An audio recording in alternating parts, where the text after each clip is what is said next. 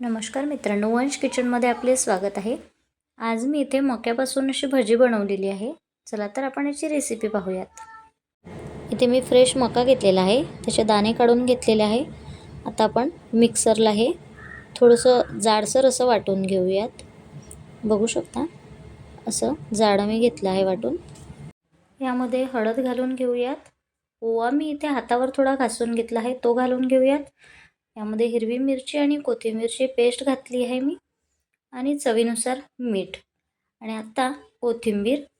यामध्ये आता मी मीडियम साईजचा एक कांदा घेतला आहे, तो असा लांब आकारामध्ये कापून घेतलेला आहे, बघू शकता तो घातलेला आहे।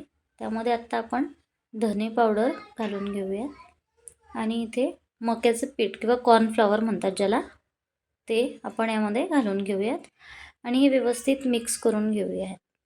आपल्याला यामध्ये गरजेनुसारच पाणी ॲड करायचं आहे। इथे मी फक्त 2 टेबलस्पून एवढं पाणी घेतलेलं आहे, बघू शकता। इथं आपलं मिश्रण तयार झालेलं आहे। चला आपण आता भजी बनवून घेऊयात। इथे कढईमध्ये मी तेल गरम करायला ठेवलं होतं, तेल आता व्यवस्थित तापलेलं आहे। आपण यामध्ये छोटे छोटे गोळे करून ते भजी घालून घेऊयात। बघू शकता अशा प्रकारे आपल्याला हे तेलामध्ये सोडायचे आहे, आणि हे व्यवस्थित दोन्ही साईडने आपल्याला परतून घ्यायचे आहे, ब्राऊन कलर येईपर्यंत।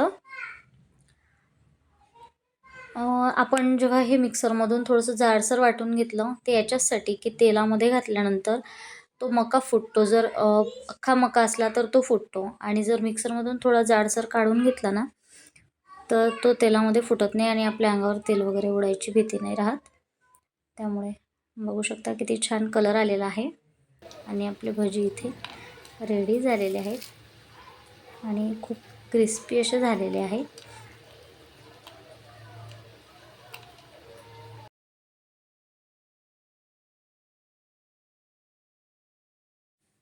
Like, share and subscribe.